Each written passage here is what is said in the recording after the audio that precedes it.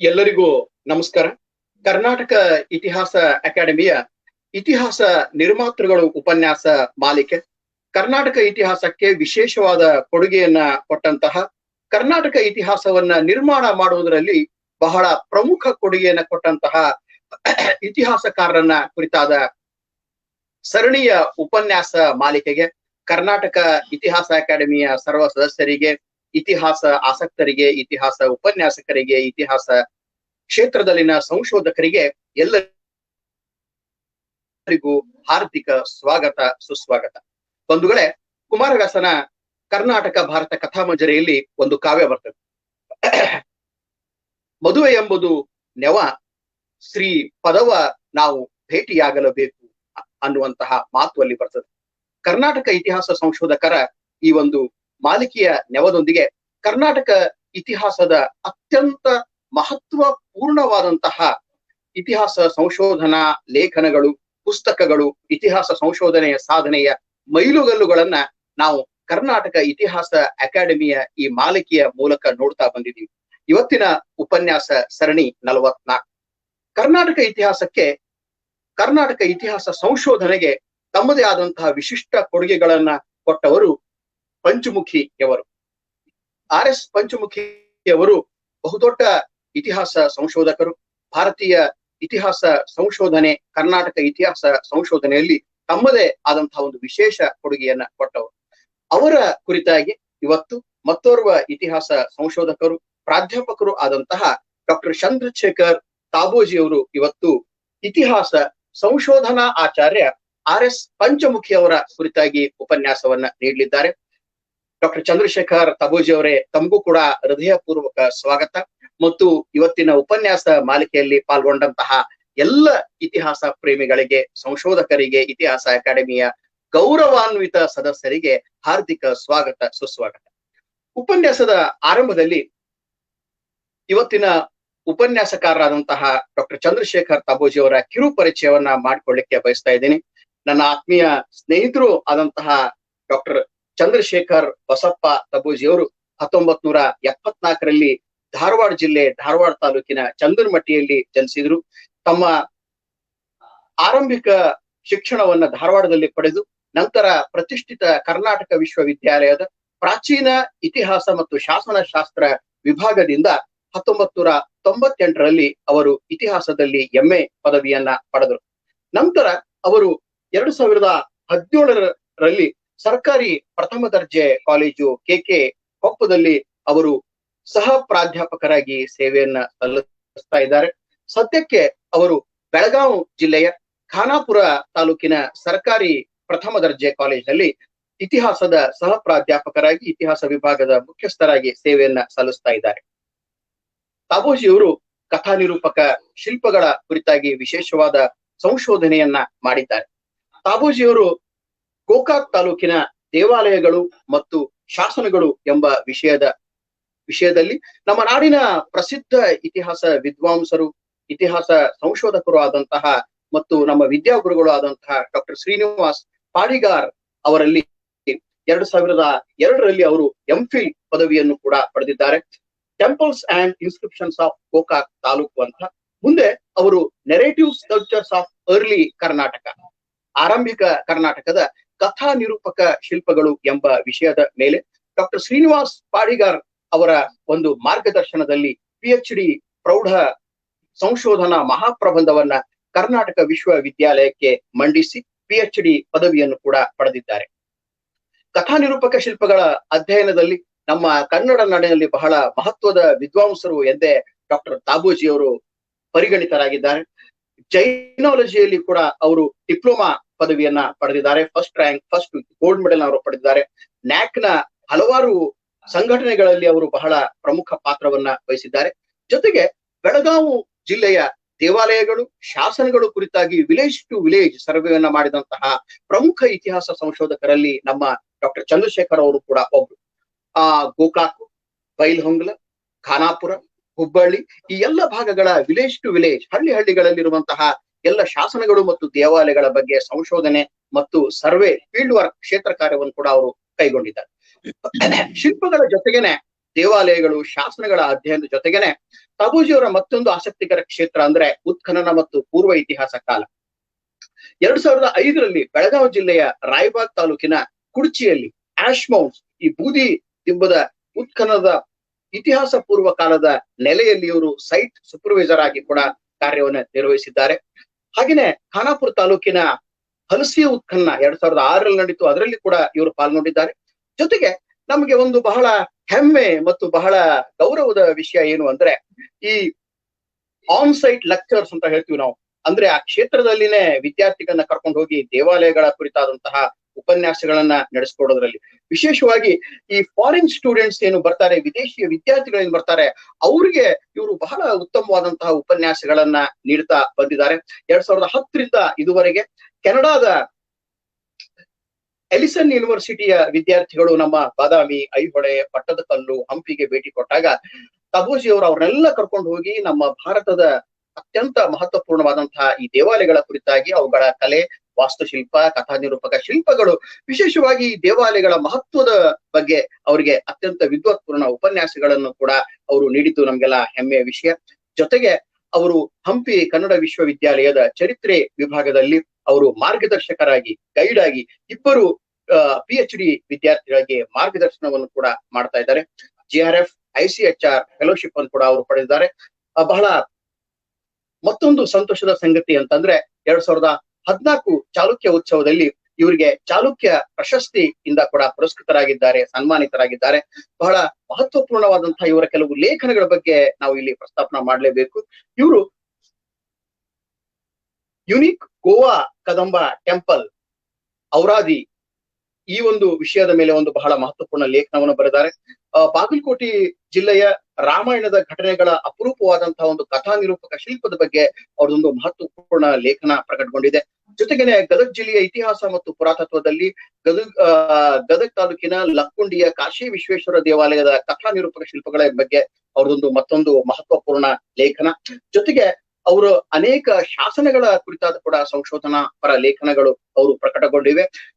ಹಾಗೇನೆ ನಮ್ಮ ರಾಜ್ಯ ಮಟ್ಟದ, ರಾಷ್ಟ್ರ ಮಟ್ಟದ ಅನೇಕ ಇತಿಹಾಸ ಸಂಶೋಧನಾ ಕಮ್ಮಟಗಳಲ್ಲಿ ಅವರು ಸಂಪನ್ಮೂಲ ವ್ಯಕ್ತಿಯಾಗಿ ಕೂಡ ಭಾಗವಹಿಸಿದ್ದಾರೆ.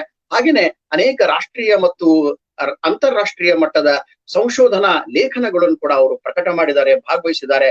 ಹಾಗೆ ತಮ್ಮ ಕಾಲೇಜಿನಲ್ಲಿ ಕೂಡ ಅವರು ರಾಜ್ಯ ಮತ್ತು ರಾಷ್ಟ್ರ ಮಟ್ಟದ ಅನೇಕ ಸಂಶೋಧನಾ ಕಮ್ಮಟಗಳನ್ನ ಹಾಗೂ ಕಾನ್ಫರೆನ್ಸ್ ಗಳನ್ನ, ಸಮ್ಮೇಳನ ಕೂಡ ಸಂಘಟನೆ ಮಾಡಿದ್ದಾರೆ.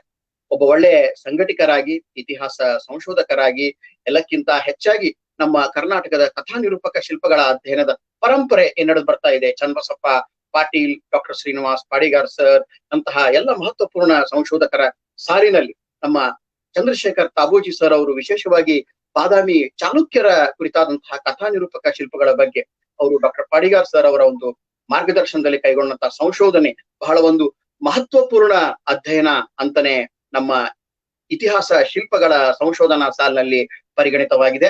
ಸೊ ಆ ನಿಟ್ಟಿನಲ್ಲಿ ಅವರನ್ನ ಇವತ್ತಿನ ಕಾರ್ಯಕ್ರಮಕ್ಕೆ ಮತ್ತೊಮ್ಮೆ ಹೃದಯಪೂರ್ವಕ ಸ್ವಾಗತವನ್ನ ಕೋರ್ತಾ, ನಮ್ಮ ಪಂಚಮುಖಿ ಸರ್ ಏನಿದ್ದಾರೆ ಬಹಳ ಮಹತ್ವಪೂರ್ಣ ಸಂಶೋಧಕರು.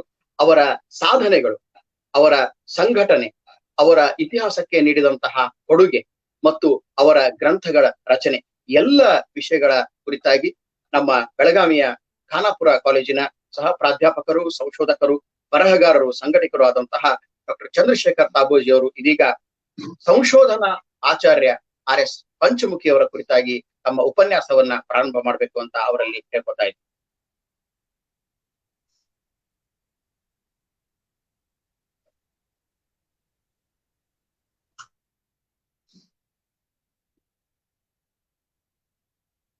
ಎಲ್ಲರಿಗೂ ಶುಭ ಸಂಜೆಯ ನಮಸ್ಕಾರಗಳು. ಕರ್ನಾಟಕ ಇತಿಹಾಸ ಅಕಾಡೆಮಿ ಬೆಂಗಳೂರು ಇವರ ಒಂದು ಮುಂದಾಳತ್ವದಲ್ಲಿ ಇತಿಹಾಸ ನಿರ್ಮಾತೃಗಳು ಉಪನ್ಯಾಸ ಮಾಲಿಕೆ, ಕರ್ನಾಟಕದ ಇತಿಹಾಸ ನಿರ್ಮಿಸುವುದರಲ್ಲಿ ಮಹತ್ವದ ಕೊಡುಗೆ ನೀಡಿದ ಇತಿಹಾಸಕಾರರನ್ನು ಕುರಿತಾದಂತಹ ಒಂದು ಸರಣಿ ಉಪನ್ಯಾಸ ಕಾರ್ಯಕ್ರಮ. ಈ ಕಾರ್ಯಕ್ರಮದ ಎಲ್ಲ ಆನ್ಲೈನ್ ಶ್ರೋತೃಗಳಿಗೆ ಮತ್ತೊಮ್ಮೆ ನನ್ನ ತುಂಬು ಹೃದಯದ ಸ್ವಾಗತ. ಈ ಸರಣಿ ಕಾರ್ಯಕ್ರಮದ 44ನೆಯ ಒಂದು ಉಪನ್ಯಾಸದ ವಿಷಯ ಇತಿಹಾಸ ಸಂಶೋಧನಾಚಾರ್ಯ RS ಪಂಚಮುಖಿಯವರ ಕುರಿತಾದದ್ದು. ಈ ಒಂದು ಉಪನ್ಯಾಸದಲ್ಲಿ ನಾಡು ಕಂಡ ಒಬ್ಬ ಶ್ರೇಷ್ಠ ವಿದ್ವಾಂಸರಾದಂತಹ RS ಪಂಚಮುಖಿಯವರ ಕುರಿತು ಮಾತನಾಡಲು ನನಗೆ ಅತೀವ ಸಂತೋಷವೆನಿಸುತ್ತದೆ. ಕರ್ನಾಟಕದ ನಾಡು, ನುಡಿ, ಸಾಹಿತ್ಯ, ಸಂಸ್ಕೃತಿ, ಸಂಶೋಧನೆಗೆ ಅನೇಕ ಮಹನೀಯರು ತಮ್ಮದೇ ಆದಂತಹ ವಿಶಿಷ್ಟ ಕೊಡುಗೆಯನ್ನ ನೀಡಿದ್ದಾರೆ. ಅಂತಹ ಮಹನೀಯರ ಸಾಲಿಗೆ ಸೇರುವ ಮತ್ತೊಬ್ಬ ಶ್ರೇಷ್ಠ ವಿದ್ವಾಂಸರೆಂದರೆ RS ಪಂಚಮುಖಿಯವರು ಅಂತ ಹೇಳ್ಬೋದು. ಪ್ರಸ್ತುತ ಒಂದು ಉಪನ್ಯಾಸದಲ್ಲಿ ನಾನು ಶ್ರೀ RS ಪಂಚಮುಖಿಯವರು ತಮ್ಮ ಸಂಶೋಧನಾ ಚಕ್ಷುವಿನಿಂದ ಕರ್ನಾಟಕದ ಇತಿಹಾಸ, ಸಂಸ್ಕೃತಿ ಹಾಗೂ ಸಾಹಿತ್ಯಕ್ಕೆ ನೀಡಿದ ಕೊಡುಗೆಯನ್ನು ಕುರಿತಾಗಿ ನನ್ನ ಕೆಲ ವಿಚಾರಗಳನ್ನ ಈ ಸಂದರ್ಭದಲ್ಲಿ ತಮ್ಮೆಲ್ಲರೊಂದಿಗೆ ಹಂಚಿಕೊಳ್ಳಲು ಇಚ್ಛಿಸುತ್ತೇನೆ. ಪಂಚಮುಖಿಯವರು ಕನ್ನಡ, ಸಂಸ್ಕೃತ ಹಾಗೂ ಇಂಗ್ಲಿಷ್ ಭಾಷೆಯಲ್ಲಿ ಅಪಾರವಾದಂತಹ ಪಾಂಡಿತ್ಯವನ್ನು ಪಡೆದಂತಹ ಒಬ್ಬ ಘನ ವಿದ್ವಾಂಸರು.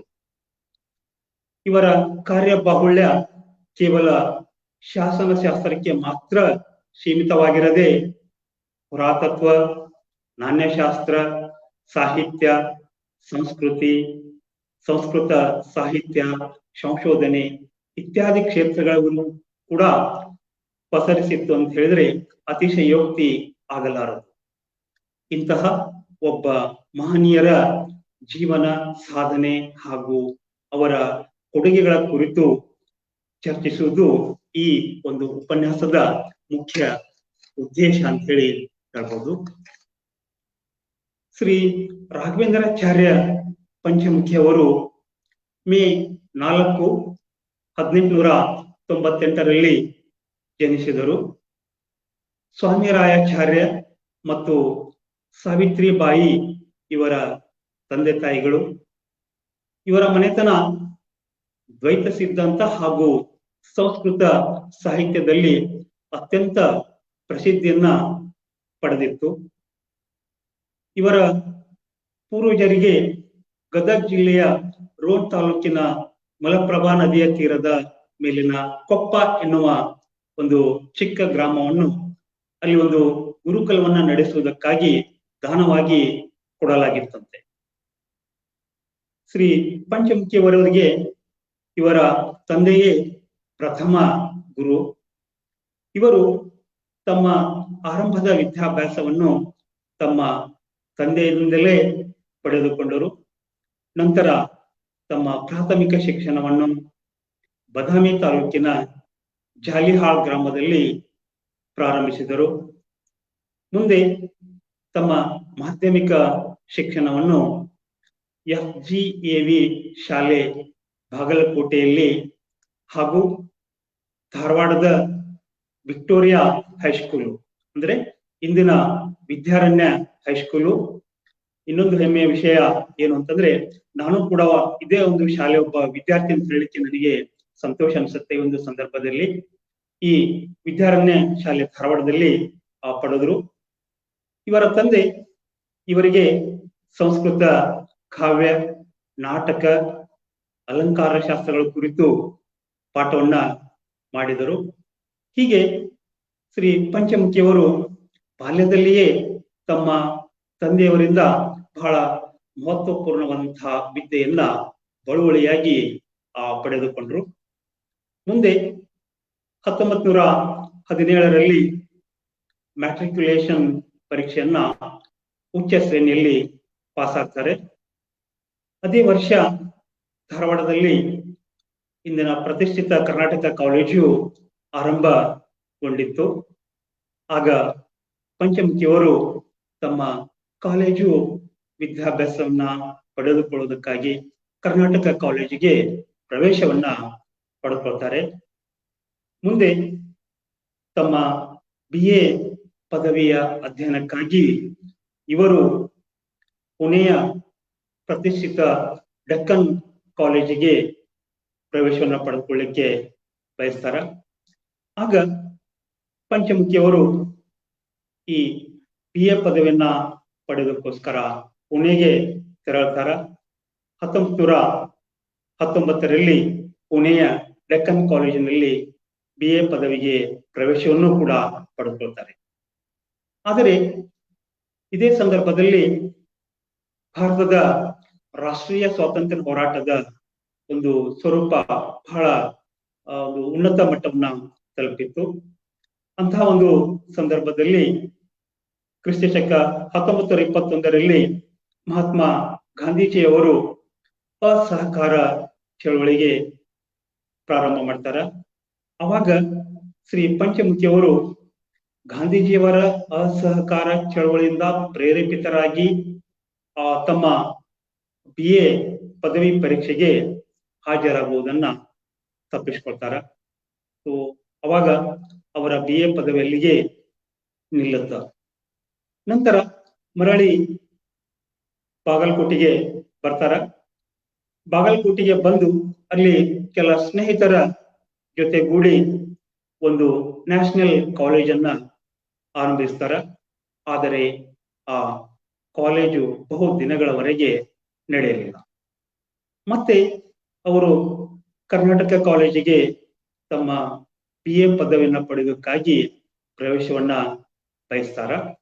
ಅವಾಗ ಈ ಕರ್ನಾಟಕ ಕಾಲೇಜಿನಲ್ಲಿ ತಮ್ಮ ವಿದ್ಯಾಭ್ಯಾಸವನ್ನ ಮುಂದುವರಿಸಿ BA ಆನರ್ಸ್ ಪದವಿಯನ್ನ ಪ್ರಥಮ ಶ್ರೇಣಿಯಲ್ಲಿ ಕನ್ನಡ ಹಾಗೂ ಸಂಸ್ಕೃತ ಐಚ್ಛಿಕ ವಿಷಯಗಳೊಂದಿಗೆ ಪ್ರಥಮ ಶ್ರೇಣಿಯಲ್ಲಿ ಪಾಸ್ ಆಗ್ತಾರ. ಈ ಒಂದು ಸಾಧನೆಯಿಂದಾಗಿ ಶ್ರೀ ಪಂಚಮುಖಿಯವರು ಶ್ರೀ RB ದೀಪಕ್ ಚಿನ್ನದ ಪದಕ ಮತ್ತು 2 ವರ್ಷಗಳ ದಕ್ಷಿಣಾ ಫೆಲೋಶಿಪ್ಗೆ ಭಾಜನರಾಗ್ತಾರೆ.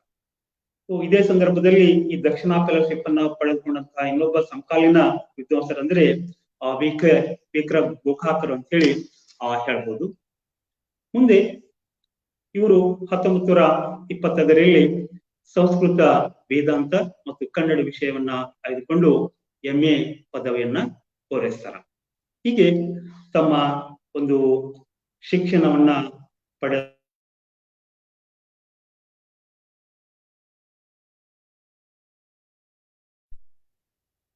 ವೃತ್ತಿ ಜೀವನಕ್ಕೆ ಪಾದಾರ್ಪಣೆ ಮಾಡ್ತಾರ.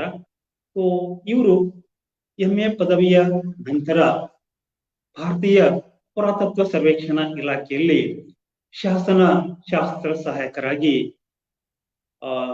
ನೇಮಕಗೊಳ್ಳುವಂತಹ ಒಂದು ಪ್ರಯತ್ನವನ್ನು ಮಾಡ್ತಾರ. ಇದೇ ವೇಳೆಗೆ ಭಾರತೀಯ ಪುರಾತತ್ವ ಸರ್ವೇಕ್ಷಣಾ ಇಲಾಖೆಯಲ್ಲಿ ಶಾಸನಗಳನ್ನ ಪರಿಶೀಲಿಸಿ ಅಭ್ಯಸಿಸುವುದಕ್ಕಾಗಿ ಭಾಷಾ ಪಂಡಿತರ ಅವಶ್ಯಕತೆ ಇತ್ತು.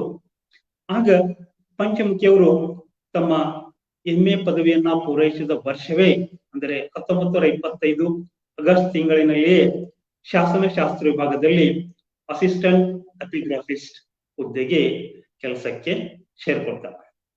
ಇಲ್ಲಿ ಅವರಿಗೆ ಖ್ಯಾತ ಶಾಸನಶಾಸ್ತ್ರಜ್ಞರಾದ ಶ್ರೀ H ಕೃಷ್ಣಶಾಸ್ತ್ರಿ ಹಾಗೂ ಶ್ರೀ KV ಸುಬ್ರಹ್ಮಣ್ಯ ಅಯ್ಯರ್ ಅವರ ಜೊತೆಗೂಡಿ ಕೆಲಸ ಮಾಡುವಂತಹ ಒಂದು ಸುವರ್ಣ ಅವಕಾಶ ದೊರೆಯುತ್ತ. ಶಾಸನಶಾಸ್ತ್ರ ಇಲಾಖೆಯನ್ನ ಸೇರಿದ ನಂತರ ಪಂಚಮುಖಿಯವರು N ಲಕ್ಷ್ಮೀನಾರಾಯಣ ರಾವ್ ಅವರ ಜೊತೆಗೂಡಿ ಮುಂಬೈ ಕರ್ನಾಟಕ ಪ್ರದೇಶದ ಶಾಸನದ ಪಡೆಯಚ್ಚನ್ನು ತೆಗೆಯುವ ಕಾರ್ಯವನ್ನ ಆರಂಭಿಸ್ತಾರ.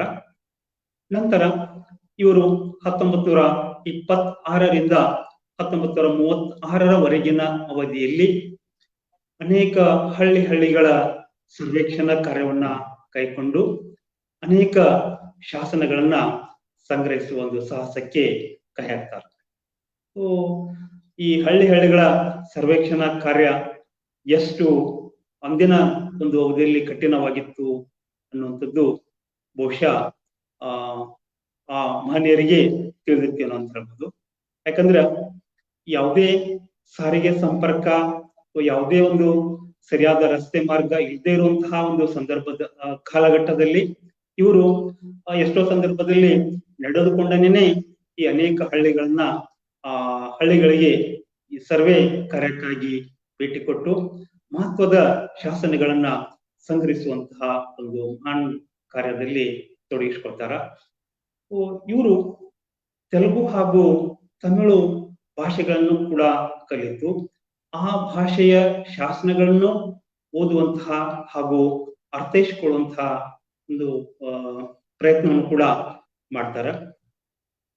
ಇವರು ಮುಖ್ಯವಾಗಿ ಧಾರವಾಡ, ವಿಜಯಪುರ, ಕಾರವಾರ ಮತ್ತು ಬೆಳಗಾವಿ ಜಿಲ್ಲೆಗಳಲ್ಲಿ ಸಂಚರಿಸಿ ಅನೇಕ ಶಾಸನಗಳನ್ನ ಸಂಗ್ರಹಿಸ್ತಾರ. ನಂತರ ಈ ಶಾಸನಗಳನ್ನ ಭಾರತೀಯ ಪುರಾತತ್ವ ಸರ್ವೇಕ್ಷಣಾ ಇಲಾಖೆಯು ಸೌತ್ ಇಂಡಿಯನ್ ಇನ್ಸ್ಕ್ರಿಪ್ಷನ್ಸ್ ವಾಲ್ಯೂಮ್ 6 ಹಾಗೂ 7 ಇತ್ಯಾದಿ ಸಂಪುಟಗಳಲ್ಲಿ ಪ್ರಕಟಿಸಿರುವಂತದ್ದನ್ನ ನಾವೆಲ್ಲ ಕಾಣಬಹುದು. ಹೀಗೆ RS ಪಂಚಮುಖಿಯವರು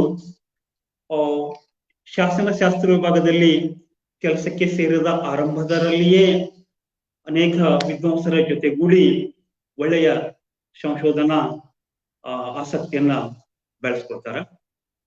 ನಂತರ 1939ರಲ್ಲಿ ಅಂದಿನ ಬಾಂಬೆ ಸರ್ಕಾರವು ಧಾರವಾಡದಲ್ಲಿ ಕನ್ನಡ ಸಂಶೋಧನಾ ಸಂಸ್ಥೆಯನ್ನ ಸ್ಥಾಪಿಸಲು ನಿರ್ಧರಿಸಿತು. ಆಗ ಶ್ರೀ ಪಂಚಮುಖಿಯವರು ಇದರ ಪ್ರಥಮ ನಿರ್ದೇಶಕರಾಗಿ ನೇಮಕಗೊಳ್ತಾರ.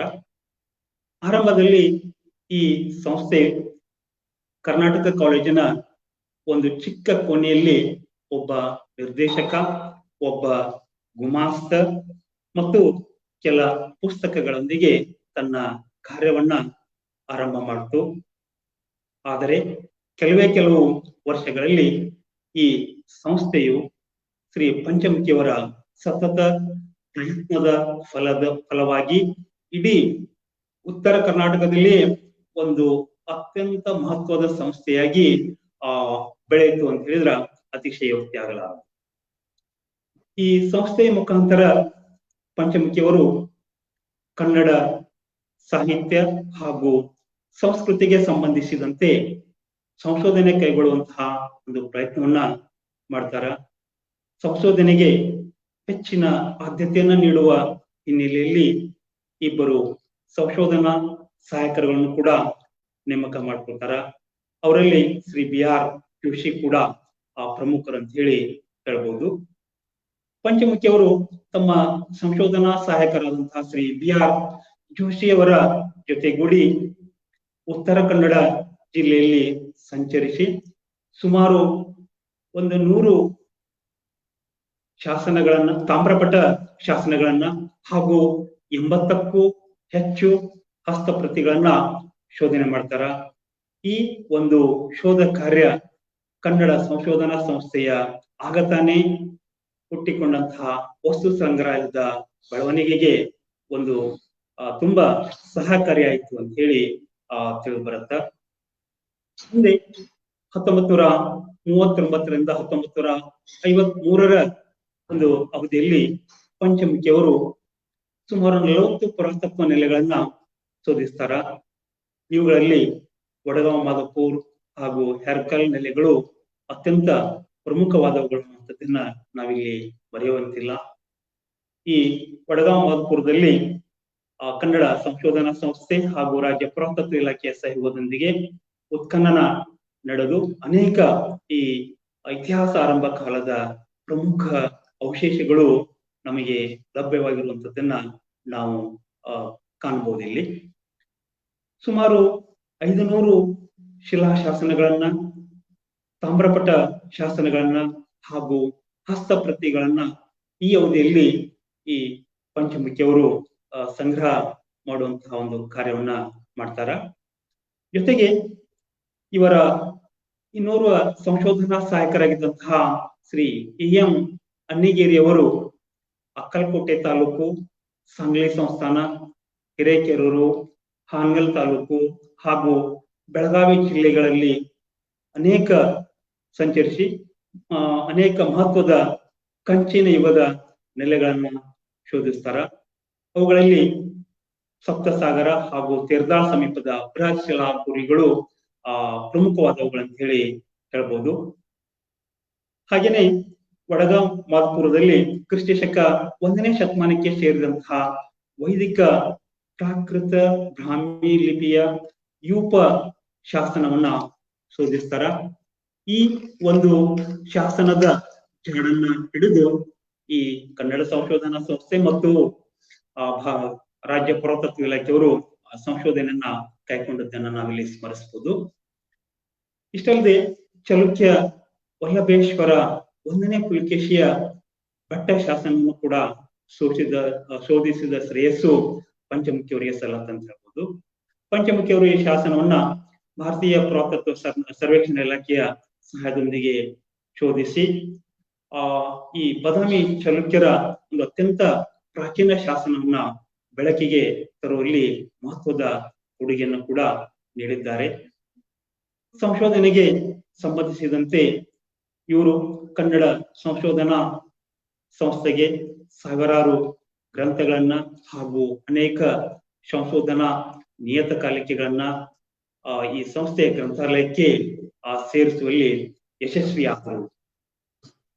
ತದನಂತರ ಪಂಚಮುಖಿಯವರು ಈ ಸಂಸ್ಥೆಗೆ ಖ್ಯಾತ ವಿದ್ವಾಂಸರುಗಳನ್ನ ಆಹ್ವಾನಿಸಿ ಅವರಿಂದ ಅನೇಕ ವಿದ್ವತ್ಪೂರ್ಣವಾದಂತಹ ವಿಶೇಷ ಉಪನ್ಯಾಸಗಳನ್ನ ಆಯೋಜಿಸಿದರು.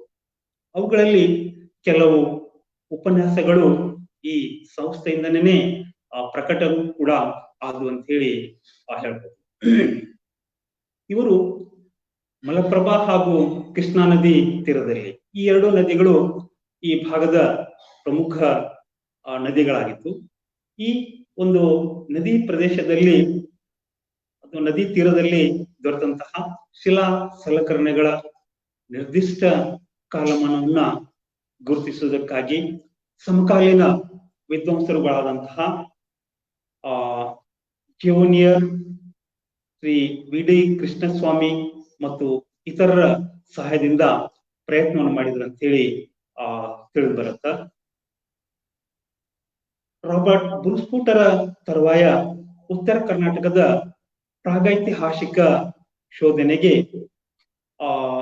ಮಾಡಿದವರಲ್ಲಿ ಪಂಚಮುಖಿಯವರೇ ಮೊದಲಿಗರು ಅಂತಂದ್ರೆ ಅತಿಶಯೋಕ್ತಿ ಆಗಲಾರದು ಅಂತ ಹೇಳಿ ಹೇಳ್ಬೋದು. ಇವರು ಜಮಖಂಡಿ ಬಳಿಯಲ್ಲಿ ಕಲಹಳ್ಳಿ ಸಮೀಪದ ಗೊಂಬಿಗುಡ್ಡದಲ್ಲಿ ಇತಿಹಾಸ ಪೂರ್ವ ಕಾಲದ ರೇಖಾಚಿತ್ರಗಳನ್ನ ಶೋಧಿಸಿ ಅವುಗಳಿಂದ ಚಿತ್ರಕಲೆಯ ಮೂಲವನ್ನ ಗುರುತಿಸುವಂತಹ ಒಂದು ಪ್ರಯತ್ನ ಕೂಡ ಮಾಡ್ತಾರೆ. ಜೊತೆಗೆ ಈ ಒಂದು ಕನ್ನಡ ಸಂಶೋಧನಾ ಸಂಸ್ಥೆಗೆ ಅಂದಿನ ಖ್ಯಾತ ವಿದ್ವಾಂಸರಾದಂತಹ ರಾವ್ ಬಹದ್ದೂರ್ ಕೆ.ಎನ್. ದೀಕ್ಷಿತ್ ಅವರು ಕನ್ನಡ ಸಂಶೋಧನಾ ಸಂಸ್ಥೆಯ ವಸ್ತು ಸಂಗ್ರಹಾಲಯಕ್ಕೆ ಮೊಹೆಂಜೋದಾರೋ ಉತ್ಖನನದಲ್ಲಿ ದೊರೆತ ಸುಮಾರು 400 ಪ್ರಾಚ್ಯಾವಶೇಷಗಳನ್ನು ದೇಣಿಗೆಯಾಗಿ ನೀಡ್ತಾರ. ಇದು ಈ ಸಂಸ್ಥೆಯ ವಸ್ತು ಸಂಗ್ರಹಾಲಯದ ಮೆರಗನ್ನ ಇನ್ನಷ್ಟು ಇಮ್ಮಡಿಗೊಳಿಸ್ತು ಅಂತ ಹೇಳಿ ತಿಳಿದು ಬರುತ್ತ. ಇವರ ಮಹತ್ವದಂತಹ ಶೋಧಗಳು ಕೇವಲ ದೇಶದಲ್ಲಿ ಅಷ್ಟೇ ಅಲ್ಲ, ವಿದೇಶದಲ್ಲೂ ಕೂಡ ಗಮನ ಸೆಳೆದವು ಅಂತ ಹೇಳಿ ಹೇಳ್ಬೋದು. ಲಂಡನ್ನಿನ ಡೈರೆಕ್ಟರಿ ಆಫ್ ಓರಿಯೆಂಟಲ್ ಸ್ಟಡೀಸ್ ಇವರು ಪಂಚಮುಖಿಯವರ ಅಮೂಲ್ಯ ಸಂಶೋಧನಾ ವ್ಯಾಪ್ತಿಯನ್ನ ಪ್ರಶಂಸಿಸಿ ಪತ್ರ ಬರೆದು ಅಭಿನಂದಿಸಿದರು. ಜೊತೆಗೆ ಪಾಶ್ಚಾತ್ಯ ಪುರಾತತ್ವ ಶಾಸ್ತ್ರಜ್ಞ ಮಾರ್ಟಿಮರ್ ವೀಲರ್ ಅವರು ಕೂಡ ಈ ಕನ್ನಡ ಸಂಶೋಧನಾ ಸಂಸ್ಥೆಗೆ ಭೇಟಿಯನ್ನ ನೀಡಿ ಅದರ ಕಾರ್ಯವೈಖರಿ ಬಗ್ಗೆ ತಮ್ಮ ಮೆಚ್ಚುಗೆಯನ್ನು ಕೂಡ ವ್ಯಕ್ತಪಡಿಸಿದರು. ಲಂಡನ್ ವಿಶ್ವವಿದ್ಯಾಲಯದ ಪ್ರಾಧ್ಯಾಪಕರಾದಂತಹ ಪ್ರೊಫೆಸರ್ ಜೈನರ್ ಕೂಡ ಇವರ ಪ್ರಕಟಣೆಗಳ ಮಹತ್ವವನ್ನ ಕೊಂಡಾಡಿದರು. ಹಾಗೆ ಕೆಲ ಸಮಕಾಲೀನ ವಿದ್ವಾಂಸರುಗಳಾದ ರಾಷ್ಟ್ರಕವಿ Govind Pai, doctor Dattovaman Poddar, doctor Savarkar, doctor Jaykar, B J Khel, R Diwakar ಮುಂತಾದ ಸಂಶೋಧಕರು ಇವರ ಸಂಶೋಧನೆಗಳನ್ನ ಮುಕ್ತ ಕಂಠದಿಂದ ಕೊಂಡಾಡಿದರು. ಪಂಚಮುಖಿಯವರು ಕರ್ನಾಟಕದ ಇತಿಹಾಸ ಸಂಪುಟ 1, 2, 3 ಭಾಗ 1 ಹಾಗೂ the annual reports from 1940 to 53 ಗ್ರಂಥಗಳನ್ನ ಸಂಪಾದಿಸಿ ಕರ್ನಾಟಕದ ಶಾಸನ ಕ್ಷೇತ್ರಕ್ಕೆ ಅತ್ಯಂತ ಮೂಲ್ಯವಾದಂತಹ ಕೊಡುಗೆಯನ್ನ ಕೊಟ್ಟಿದ್ದಾರೆ ಅಂತ ಹೇಳಿ ಹೇಳ್ಬೋದು. Progress report of the Kannada research institute ಅನ್ನು ಕೂಡ ಇವರು ಪ್ರಾರಂಭ ಮಾಡ್ತಾರೆ. ಈ ಒಂದು ಪ್ರೋಗ್ರೆಸ್ ರಿಪೋರ್ಟಿನ ಮುಖ್ಯ ಉದ್ದೇಶ ತಮ್ಮ ಸಂಸ್ಥೆಯಿಂದ ಕೈಗೊಂಡಂತಹ ಹಳ್ಳಿಗಳ ಸರ್ವೇಕ್ಷಣಾ ಕಾರ್ಯದಲ್ಲಿ ಲಭ್ಯವಾದ ಪ್ರಾಚ್ಯಾವಶೇಷಗಳು, ನಾಣ್ಯಗಳು, ಸ್ಮಾರಕಗಳು, ಶಾಸನಗಳು, ಮೂರ್ತಿ ಶಿಲ್ಪ, ಹಸ್ತಪ್ರತಿ ಇತ್ಯಾದಿಗಳ ಕುರಿತು ದಾಖಲೀಕರಣ ಮಾಡುವಂಥದ್ದು. ಈ ಒಂದು ಮಹಾನ್ ಕಾರ್ಯವನ್ನು ಕೂಡ ಇವರು ತಮ್ಮ ಆಡಳಿತಾವಧಿಯಲ್ಲಿ ಆರಂಭಿಸಿದರು. 1929ರಲ್ಲಿ ಎನ್ ಲಕ್ಷ್ಮೀನಾರಾಯಣ ರಾಯ್ ಅವರೊಂದಿಗೆ ಕರ್ನಾಟಕದ ಅರಸು ಮನೆತಗಳು ಎಂಬ ಗ್ರಂಥವನ್ನು ಕೂಡ ಇವರು ರಚಿಸಿದರು. A memoir on Gandharvas and Kinnaras in Indian iconography ಅನ್ನುವಂತಹ ಒಂದು ಗ್ರಂಥವು ಭಾರತೀಯ ಮೂರ್ತಿ ಶಿಲ್ಪದ ಮೇಲೆ ಬೆಳಕನ್ನ ಚೆಲ್ಲತ್ತೆ. ಇದು ಮೂರ್ತಿ ಶಿಲ್ಪದ ಕೆಲವು ಪ್ರಮುಖ ಅಂಶಗಳನ್ನ ತಿಳಿಸಿಕೊಡುತ್ತೆ ಈ ಒಂದು ಗ್ರಂಥ. ಪಂಚಮುಖಿಯವರ ಒಂದು ಮಾರ್ಗದರ್ಶನದಲ್ಲಿ 6 ಜನ ವಿದ್ಯಾರ್ಥಿಗಳು PhD ಸಂಶೋಧನೆಯನ್ನ ಕೈಗೊಂಡಿದ್ದಾರೆ. ಇವರಲ್ಲಿ ಪ್ರಮುಖರೆಂದರೆ ವೇದಾಂತ ರತ್ನ ವೇದ ವ್ಯಾಸಾಚಾರ್ಯ. ಇವರು a critical study of Haridasas of Karnataka ಎಂಬ ವಿಷಯದ ಮೇಲೆ ಮುಂಬೈ ವಿಶ್ವವಿದ್ಯಾಲಯದಿಂದ ತಮ್ಮ PhD ಪದವಿಯನ್ನ ಪಡೆದುಕೊಳ್ತಾರೆ. RS ಪಂಚಮುಖಿಯವರು 150ಕ್ಕೂ ಹೆಚ್ಚು ಲೇಖನಗಳು ಕನ್ನಡ, ಸಂಸ್ಕೃತ ಹಾಗೂ ಇಂಗ್ಲಿಷ್ ಭಾಷೆಯಲ್ಲಿ ಪ್ರಕಟಗೊಂಡಿವೆ ಅಂತ ಹೇಳಿ ಹೇಳ್ಬೋದು. RS ಪಂಚಮುಖಿಯವರ ಕುರಿತು ಇನ್ನೊಂದು ವಿಷಯ ಬಹಳಷ್ಟು ಜನರಿಗೆ ಪರಿಚಯ ಇರಲಿಕ್ಕಿಲ್ಲ. ಅದೇನು ಅಂತಂದ್ರೆ, ಬಳ್ಳಾರಿ ಕರ್ನಾಟಕಕ್ಕೆ ಸೇರಬೇಕು ಅಥವಾ ಆಂಧ್ರಕ್ಕೆ ಸೇರಬೇಕು ಅನ್ನುವಂತಹ ಒಂದು ವಿವಾದ ಉಂಟಾಗತ್ತೆ.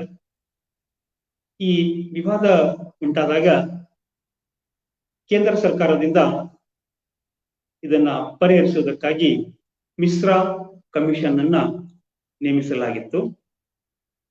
ಆಗ ಪಂಚಮುಖಿಯವರು ಬಳ್ಳಾರಿಯು ಕರ್ನಾಟಕಕ್ಕೆ ಸೇರಬೇಕು ಅನ್ನುವ ಒಂದು ಹಂಬಲವನ್ನ ಇಟ್ಟುಕೊಂಡು ಈ ಭಾಗದಲ್ಲಿ ತಾವು ಸಂಶೋಧಿಸಿದಂತಹ ಶಾಸನಗಳನ್ನ ಹಾಗೂ ಐತಿಹಾಸಿಕ ದಾಖಲೆಗಳನ್ನ ಪುರಾವೆಗಳನ್ನಾಗಿ ಒದಗಿಸಿ ಆ ಒಂದು ಕಮಿಟಿಗೆ ಸಾಕ್ಷಿಗಳನ್ನಾಗಿ ನೀಡ್ತಾರ.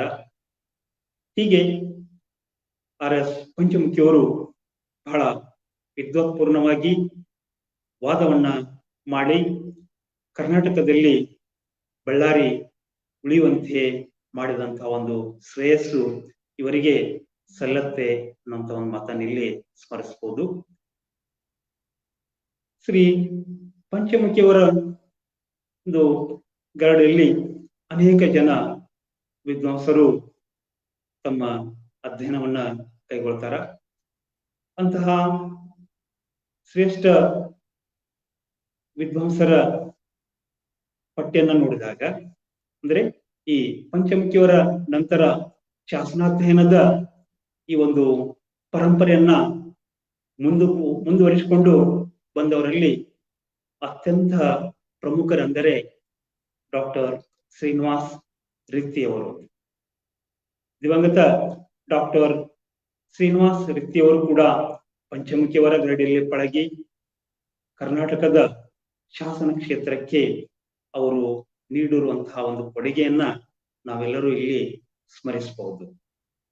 ಹೀಗೆ RS ಪಂಚಮುಖಿಯವರು ಬಹಳ ಅತ್ಯಂತ ಉತ್ಸಾಹದಿಂದ ಸತತವಾಗಿ ಸಂಶೋಧನೆಯಲ್ಲಿ ತಮ್ಮನ್ನ ತಾವು ತೊಡಗಿಸಿಕೊಂಡು ಅನೇಕ ಪುರಾವೆಗಳನ್ನ, ದಾಖಲೆಗಳನ್ನ ಸಂಗ್ರಹಿಸುವಲ್ಲಿ ತಮ್ಮ ಕೊಡುಗೆಯನ್ನ ನೀಡಿದ್ದಾರೆ.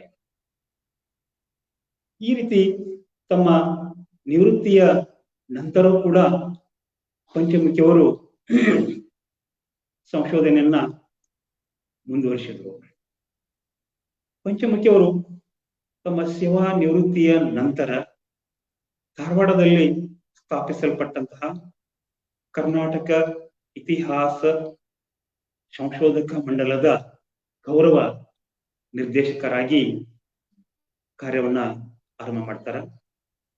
ಈ ಅವಧಿಯಲ್ಲಿ ಪಂಚಮುಖಿಯವರು ಈ ಸಂಸ್ಥೆಯಿಂದ ಅನೇಕ ಗ್ರಂಥಗಳನ್ನ ಪ್ರಕಟಿಸುವಂತಹ ಒಂದು ಕಾರ್ಯವನ್ನ ಮಾಡ್ತಾರೆ. ಅವರು 1956ರಲ್ಲಿ an outline of Karnataka sculpture ಹಾಗೂ 1967ರಲ್ಲಿ ಕರ್ನಾಟಕದ ಇತಿಹಾಸ ಗ್ರಂಥವನ್ನ ರಚನೆ ಮಾಡ್ತಾರೆ. ಕರ್ನಾಟಕ ಹಿಸ್ಟಾರಿಕಲ್ ರಿವ್ಯೂ ಜರ್ನಲ್ ಅನ್ನ ವಿಮರ್ಶಿಸಿ ಪರಿಶೀಲಿಸ್ತಾರೆ. ಇವರು ತತ್ವಶಾಸ್ತ್ರದ ಮೇಲೂ ಕೆಲವು ಗ್ರಂಥಗಳನ್ನ ಸಂಪಾದಿಸಿದರು. ಸ್ವತಃ ಇವರೇ ಕೆಲವು ಸಂಸ್ಕೃತ ಕಾವ್ಯಗಳನ್ನ ರಚನೆ ಮಾಡ್ತಾರೆ. ಕನ್ನಡ ಸಂಶೋಧನಾ ಸಂಸ್ಥೆಯಲ್ಲಿ ಶಾಸನಶಾಸ್ತ್ರ ತರಗತಿಗಳನ್ನ ಆರಂಭಿಸಿ ಅನೇಕ ವಿದ್ಯಾರ್ಥಿಗಳನ್ನ ಕ್ಷೇತ್ರ ಕಾರ್ಯಕ್ಕೆ ಅಣಿಗೊಳ್ಳುವಂತೆ ಮಾಡ್ತಾರೆ. ಈ ಕರ್ನಾಟಕ ವಿಶ್ವವಿದ್ಯಾಲಯದ ಕನ್ನಡ ಸಂಶೋಧನಾ ಸಂಸ್ಥೆಯಲ್ಲಿ PG ಡಿಪ್ಲೊಮಾ ಇನ್ ಎಪಿಗ್ರಫಿ ತರಗತಿಯು ಇಂದಿಗೂ ಕಾರ್ಯನಿರ್ವಹಿಸುತ್ತಿರುವುದು ತುಂಬಾ ಶ್ಲಾಘನೀಯವೇ ಸರಿ. ಇವರು ಬರೆದಂತಹ ಹರಿದಾಸ ಸಾಹಿತ್ಯ ಗ್ರಂಥವನ್ನು ಕನ್ನಡ ಸಾಹಿತ್ಯ ಪರಿಷತ್ತಿನಿಂದ ಪ್ರಕಟಗೊಂಡಿದೆ. ಪಂಚಮುಖಿಯವರು ಕನ್ನಡದಲ್ಲಿ ಕರ್ನಾಟಕ ಜನಪದ ಗೀತೆಗಳು, ಸಂಸ್ಕೃತಿ ಸಂಗ್ರಾಮ, ಪುರಂದರದಾಸರ ಜೀವನ ಚರಿತ್ರೆ, ದೈತ್ಯ ಬಾಲಕ ಪ್ರಹ್ಲಾದ ಮೊದಲಾದ ಗ್ರಂಥಗಳನ್ನು ರಚಿಸಿದ್ದಾರೆ.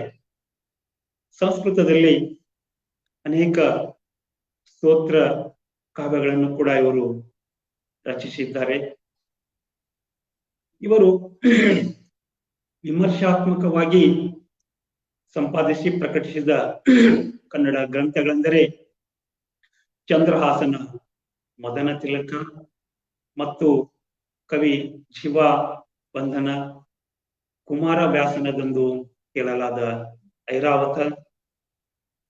ಹಾಗೆ ಸಂಸ್ಕೃತ ಗ್ರಂಥಗಳೆಂದರೆ ಅಹೋಬಲ ಕವಿಯ ವಸಂತೋತ್ಸವ ಚಂಪು, ಶ್ರೀ ಗುರುರಾಜರ ತಂತ್ರ ದೀಪಿಕಾ ಮುಂತಾದವುಗಳು ಅಂತ ಹೇಳ್ಬೋದು.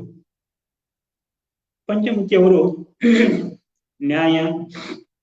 ನ್ಯಾಯ ವೇದಾಂತ ಶಾಸ್ತ್ರಗಳಲ್ಲಿ ಹೆಚ್ಚು ಅನುಭವ ಹೊಂದಿದಂತಹ ಮತ್ತು ಪರಿಣಿತಿಯನ್ನು ಪಡೆದಂತಹ ಪಂಡಿತರಾಗಿದ್ದರು. ಮೀಮಾಂಸ, ವ್ಯಾಕರಣ, ಧರ್ಮಶಾಸ್ತ್ರಗಳ ಪಾಂಡಿತ್ಯವು ಇವರಿಗೆ ಭಾರತೀಯ ತತ್ವಶಾಸ್ತ್ರದ ಮೇಲೆ ವಿದ್ವತ್ಪೂರ್ಣವಾಗಿ ಬರೆಯುವಂತಹ ಹಾಗೂ ಚರ್ಚಿಸುವಂತಹ ಒಂದು ಪ್ರೌಢಿಮೆಯನ್ನ ತಂದುಕೊಟ್ಟಿತ್ತು. ಇದರಿಂದಾಗಿ ಅವರು ಸಂಸ್ಕೃತ ಸಾಹಿತ್ಯದಲ್ಲಿ ನಿರರ್ಗಳವಾಗಿ ಈ ಒಂದು ಸಂಶೋಧನೆಯನ್ನ ಕೈಗೊಳ್ಳುವಂತಹ ಸಾಹಸದಲ್ಲಿ ತೊಡಗಿದ್ರು ಅನ್ನುವಂಥದ್ದನ್ನ ನಾವು ಕಾಣಬಹುದು. ಇವರ ಗದ್ಯ ಪ್ರಬಂಧಗಳು ಹಾಗೂ ಪತ್ರಗಳು ಭಾನಭಟ್ಟನ ಶೈಲಿಯನ್ನ ನೆನಪಿಗೆ ತರುತ್ತವೆ ಅನ್ನುವಂಥ ಒಂದು ಅಭಿಪ್ರಾಯ ಕೂಡ ಇದೆ. ಸೊ ಅಷ್ಟು ಸಂಸ್ಕೃತ ಸಾಹಿತ್ಯದ ಮೇಲೆ ಒಂದು ಹಿಡಿತವನ್ನ ಇಟ್ಟುಕೊಂಡಂತಹ ವಿದ್ವಾಂಸರಾಗಿದ್ದರು ಶ್ರೀ ಪಂಚಮುಖಿಯವರು. ವಿರೂಪಾಕ್ಷ ವಸಂತೋತ್ಸವ ಗ್ರಂಥವು ವಿಜಯನಗರ ಕಾಲದ ಹಂಪಿಯ ವಿರೂಪಾಕ್ಷ ದೇವಾಲಯದ ರಥೋತ್ಸವದ ಕುರಿತು ಮಾಹಿತಿಯನ್ನ ನೀಡುತ್ತದೆ.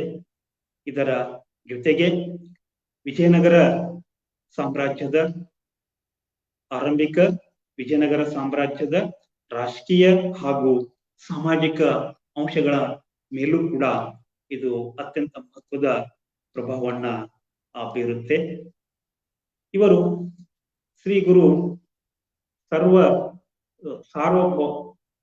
ಸಾರ್ವಭೌಗ ಸಪ್ತರಾತ್ರೋತ್ಸವ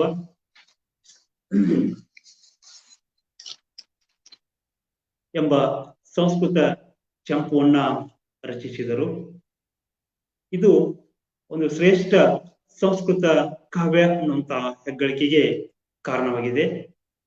ಇದಕ್ಕೆ ಅವರ ಹಿರಿಯ ಮಗ ವಾದಿರಾಜ್ ಅವರು ಸಂಸ್ಕೃತದಲ್ಲಿ ಟಿಪ್ಪಣಿಯನ್ನ ಬರೆದಿದ್ದಾರೆ. ಹೀಗೆ ಈ ಪಂಚಮುಖಿಯವರು ಕನ್ನಡ ಸಾಹಿತ್ಯ, ಸಂಸ್ಕೃತ ಸಾಹಿತ್ಯ ಹಾಗೂ ಇತಿಹಾಸ ಸಂಶೋಧನೆಗೆ ತಮ್ಮದೇ ಆದಂತಹ ಒಂದು ವಿಶಿಷ್ಟ ಕೊಡುಗೆಯನ್ನ ನೀಡಿದ್ದಾರೆ ಅಂತೇಳಿ ಹೇಳ್ಬೋದು. ಪಂಚಮುಖಿಯವರ ದೃಷ್ಟಿಯಲ್ಲಿ ಇತಿಹಾಸದ ಉದ್ದೇಶ ಹಾಗೂ ಉಪಯೋಗದ ಕುರಿತು ಪಂಚಮುಖಿಯವರ ಒಂದು ದೃಷ್ಟಿಕೋನ ಏನಾಗಿತ್ತು ಅನ್ನುವಂಥದ್ದನ್ನ ಅವರ ಒಂದು ಮಾತಿನಲ್ಲಿ ನೋಡುವುದಾದರೆ, ಇತಿಹಾಸದ ಉದ್ದೇಶವು ಮಾನವನನ್ನ ಗತಕಾಲದ ಪಾಠಗಳಿಂದ ಸುಶಿಕ್ಷಿತನನ್ನಾಗಿ ಮಾಡೋದಾಗಿದೆ ಅನ್ನುವಂತಹ ಒಂದು ಅಭಿಪ್ರಾಯ ಅವರದಾಗಿತ್ತು. ಜೊತೆಗೆ ಈ ಇತಿಹಾಸ ಅಧ್ಯಯನದ ಕುರಿತು ಒಂದು ಭಾಷಣದಲ್ಲಿ ಅವರು ಮಾತನ್ನು ಹೇಳ್ತಾರ. ಏನು ಅಂತಂದ್ರ, ಒಬ್ಬ ಪುರಾತತ್ವ ಶಾಸ್ತ್ರಜ್ಞ ಅಥವಾ ಶಾಸನ ಶಾಸ್ತ್ರಜ್ಞನು ಸಾಂಸ್ಕೃತಿಕ ಪಳಿಯುಳಿಕೆಗಾಗಿ ಹಾಳು ಬಿದ್ದಂತಹ ನಗರ ಅಥವಾ ಪಟ್ಟಣದಲ್ಲಿ ಅಲೆದಾಡ್ತಾನ. ಅಲ್ಲಿ ಅವನು ಹಾಳು ಬಿದ್ದ ವಸ್ತು ಹಾಗೂ ಸಂಪತ್ತುಗಳಲ್ಲಿ ಕೂಡ ಸೌಂದರ್ಯವನ್ನ ಕಾಣ್ತಾನೆ ಅನ್ನುವಂತಹ ಒಂದು ಅಭಿಪ್ರಾಯವನ್ನ ವ್ಯಕ್ತಪಡಿಸ್ತಾರ. ಇದರಿಂದ ಒಬ್ಬ ಸಂಶೋಧಕ ಅಥವಾ ಮಾನವ ಕಲಿಯುವಂತಹ ಮೊದಲ ಪಾಠ ಏನು ಅಂತಂದ್ರ, ಅಧಿಕಾರದಲ್ಲಿ ಶಕ್ತಿಯ ಬಲ ಹೇಗಿತ್ತು ಅನ್ನುವಂಥದ್ದನ್ನ ಈ ಒಂದು ಸನ್ನಿವೇಶ ತಿಳಿಸ್ಕೊಡತ್ತೆ ಅನ್ನುವಂತಹ ಅಭಿಪ್ರಾಯವನ್ನ ವ್ಯಕ್ತಪಡಿಸ್ತಾರ. ಹೀಗೆ ಪಂಚಮುಖಿಯವರು ಈ ಇತಿಹಾಸ ಅಧ್ಯಯನ ಮಾನವನಿಗೆ ಒಂದು ಮೌಲ್ಯಯುತ ಪಾಠವನ್ನ ಕಲಿಸಿಕೊಟ್ಟಿದೆ ಅನ್ನುವಂತಹ ಅಭಿಪ್ರಾಯವನ್ನು ಕೂಡ ವ್ಯಕ್ತಪಡಿಸ್ತಾರೆ. ಹೀಗೆ ಸತತ ಸಂಶೋಧನೆ ಹಾಗೂ ನಿರಂತರ ಕಾರ್ಯ ವೈಖರಿಗಳಿಂದಾಗಿ ಪಂಚಮುಖಿಯವರಿಗೆ ಸಂದಂತಹ ಪ್ರಶಸ್ತಿ ಪುರಸ್ಕಾರಗಳು ಕೂಡ ಹಲವಾರು ಅನ್ನುವಂಥದ್ದನ್ನ ನಾವಿಲ್ಲಿ ಕಾಣಬಹುದು. ಪಂಚಮುಖಿಯವರ ಎಲ್ಲ ಸಾಧನೆಯನ್ನ ನಾಡಿನ ಸಂಸ್ಕೃತಿ, ಸಾಹಿತ್ಯ ಹಾಗೂ ಸಂಶೋಧನೆಗೆ ನೀಡಿದ ಕೊಡುಗೆಯಿಂದಾಗಿ ಅವರಿಗೆ ರಾಷ್ಟ್ರಪತಿ ಪುರಸ್ಕಾರವೂ ಕೂಡ ದೊರೆತಿದೆ.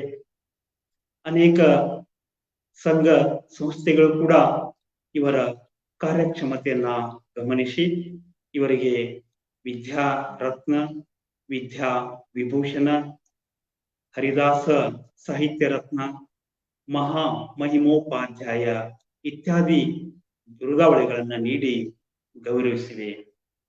ಇಂತಹ ಒಬ್ಬ ಮಹಾನ್ ಸಂಶೋಧಕರು ಪಂಚಮುಖಿಯವರು. ಇವರು ಧ್ಯಾನ ಮಾಡುತ್ತಾ ಕುಳಿತಿರುವಾಗ October 4, 1982 ಕೊನೆಯುಸಿರನ್ನ ಎಳಿತಾರ.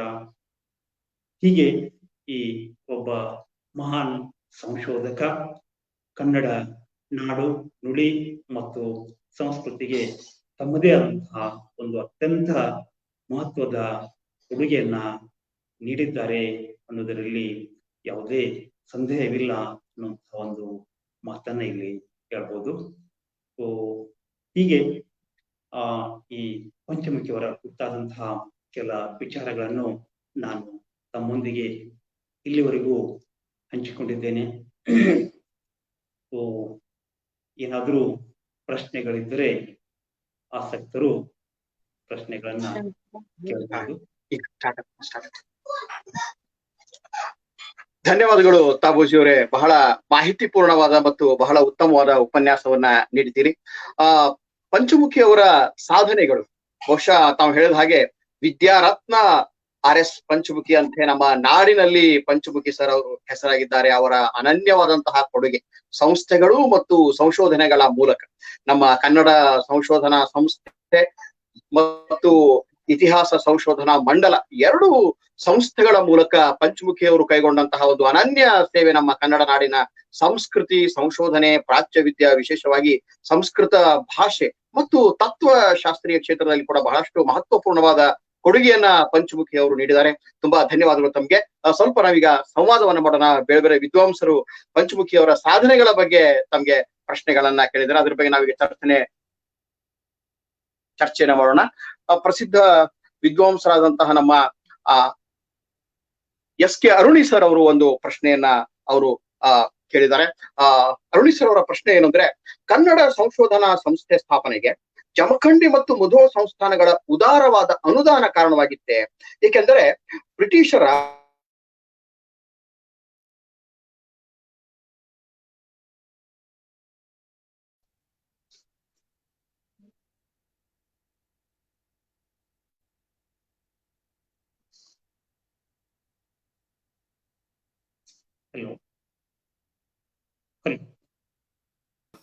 Hello sir, Patil sir ಅವ್ರ ನೆಟ್ವರ್ಕ್ ಸಮಸ್ಯೆ ಇದೆ ಅನ್ಸುತ್ತೆ.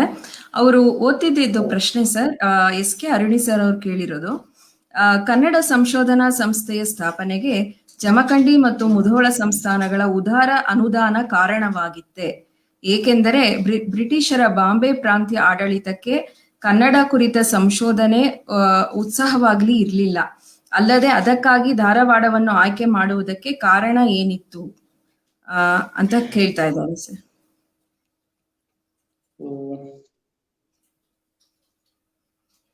ಈ ಭಾಗದಲ್ಲಿ ಅಂದಿನ ಒಂದು ಪರಿಸ್ಥಿತಿಯಲ್ಲಿ ಬ್ರಿಟಿಷ್ ಸರ್ಕಾರ ಆದಷ್ಟು ದೇಶೀಯ ಭಾಷೆಗಳಿಗೆ ಪ್ರಾಧಾನ್ಯತೆಯನ್ನ ಕೊಡ್ತಾ ಇರಲಿಲ್ಲ. ಇದಕ್ಕೆ ಕಾರಣ ಅಂತಂದ್ರ ಈ ಸಂಘಟನೆಗಳು ಹೆಚ್ಚಾಗಿ ಸೇರಬಾರದು, ಅದರಿಂದ ತಮ್ಮ ಬ್ರಿಟಿಷ್ ಆಡಳಿತಕ್ಕೆ ಅದು ಧಕ್ಕೆ ಆಗತ್ತೆ ಅನ್ನುವಂತಹ ಅಭಿಪ್ರಾಯ ಬ್ರಿಟಿಷರಲ್ಲಿತ್ತು. ಆದರೆ ಸ್ಥಳೀಯ ಈ ಸಂಸ್ಥಾನಗಳು ಜಮಖಂಡಿ ಮತ್ತು ಮುಧೋಳ ಸಂಸ್ಥಾನಗಳ ಒಂದು ಧನ ಸಹಾಯ ಜೊತೆಗೆ ಈ ಧಾರವಾಡ ಹಾಗೂ ಕನ್ನಡ ನಾಡಿನ ಕೆಲ ಸಂಶೋಧಕರ ಒಂದು ಪ್ರಯತ್ನದ ಫಲವಾಗಿಯೂ ಕೂಡ, ಮುಖ್ಯವಾಗಿ ಸರ್ ಸಿದ್ದಪ್ಪ ಕಂಬಳಿ ಇಂಥ ಕೆಲವೊಂದಷ್ಟು ನಾಯಕರ ಒಂದು ಫಲವಾಗಿ ಕನ್ನಡ ಸಂಶೋಧನಾ ಸಂಸ್ಥೆ ಆರಂಭವಾಗುವುದರಲ್ಲಿ ಯಶಸ್ವಿ ಆಯ್ತು ಅನ್ನುವಂಥದ್ದನ್ನು ನಾವಿಲ್ಲಿ ಹೇಳ್ಬೋದು. ಧನ್ಯವಾದಗಳು ಸರ್. SK ಅರುಣಿ ಸರ್ ಅವ್ರದ್ದೇ ಮತ್ತೊಂದು ಪ್ರಶ್ನೆ ಇದೆ. ಪಂಚಮುಖಿ ಅವರು ಕರ್ನಾಟಕ ಶಾಸನ ಶೀರ್ಷಿಕೆಯ ಶಾಸನ ಸಂಪುಟಗಳನ್ನ ಪ್ರಕಟಿಸಿದ್ದರೂ ಇವರನ್ನು BL ರೈಸ್ ಅವರಂತೆ ಶಾಸನ ತಜ್ಞರು ಎಂದು ಗುರುತಿಸಲಾಗ್ಲಿಲ್ಲ. ಈ ವಿಫಲತೆಗೆ ಕಾರಣ ಏನು ಅಂತ? ಬಹುಶಃ ಈ ನಂತರದ ಒಂದು ಸಂಶೋಧಕರ ಕಾರ್ಯ ಅಥವಾ ಅವರ ಒಂದು ಈ ಶಾಸನ ಕ್ಷೇತ್ರಕ್ಕೆ ನೀಡಿದಂತಹ ಕೊಡುಗೆ ಅಷ್ಟಾಗಿ ಹೆಚ್ಚು ಈ ಬೆಳಕಿಗೆ ಬರಲಿಲ್ಲ ಏನೋ ಅಂದಿನ ಒಂದು ಜನಸಾಮಾನ್ಯರಲ್ಲಿ. ಅದಕ್ಕೋಸ್ಕರ ಆ ಒಂದು ಹಿನ್ನೆಲೆಯಲ್ಲಿ ಅದು ಗೌಣವಾಯ್ತು ಏನೋ ಅನ್ನುವಂತ ಒಂದು ಸಂದೇಹವನ್ನ ವ್ಯಕ್ತಪಡಿಸಬಹುದು. ಅಷ್ಟೇ ಅಲ್ಲ, ಈ ಪಂಚಮುಖಿಯವರ ಕುರಿತಾಗಿ ಯಾವುದೇ ಒಂದು ಸ್ಮರಣ ಸಂಚಯ ಕೂಡ ಇವತ್ತಿನವರೆಗೂ ಬರದೇ ಇರುವಂತದ್ದು ವಿಷಾದನೀಯ ಅಂತ ಹೇಳ್ಬೋದು. ಸರ್, ಅರುಣಿ ಸರ್ ಅವ್ರದ್ದು ಮತ್ತೊಂದು ಪ್ರಶ್ನೆ. ಇವಾಗ ನೀವು ಹೇಳಿದಂಗೆ ಪಂಚಮುಖಿ ಅವರ ಬಗ್ಗೆನೆ ಅವರ ಸಂಶೋಧನಾ ಕೊಡುಗೆ ಕುರಿತು PhD ಯಾರಾದ್ರೂ ಮಾಡಿದ್ದಾರಾ ಅಂತ ಹೇಳಿ? ಆ ತರದಂತಹ ಯಾವುದೇ ಸಂಶೋಧನೆಗಳು ಇನ್ನುವರೆಗೂ ನಡೆದಿಲ್ಲ. ಅಂತಹ ಸಂಶೋಧನೆಗಳು ನಡೆದಿದ್ದಾದ್ರೆ ಅದು ಕರ್ನಾಟಕದ ಇತಿಹಾಸ ಮತ್ತು ಸಂಸ್ಕೃತಿ ಒಂದು ಒಳ್ಳೆಯ ಕೊಡುಗೆ ಆಗತ್ತೆ ಅನ್ನುವಂಥದ್ದನ್ನು ಇಲ್ಲಿ ಸ್ಮರಿಸಬಹುದು. ಧನ್ಯವಾದಗಳು ಸರ್. ಗಾಯತ್ರಿ ಮೇಡಮ್ ಅವರು ಒಂದು ಪ್ರಶ್ನೆ ಕೇಳಿದ್ದಾರೆ. ಪಂಚಮುಖಿ ಅವರು ಸಂಗ್ರಹಿಸಿದ 20 ಹಸ್ತಪ್ರತಿಗಳ ವಿಷಯ ಮತ್ತು ಕಾಲ ಏನು ಅಂತ ಹೇಳಿ?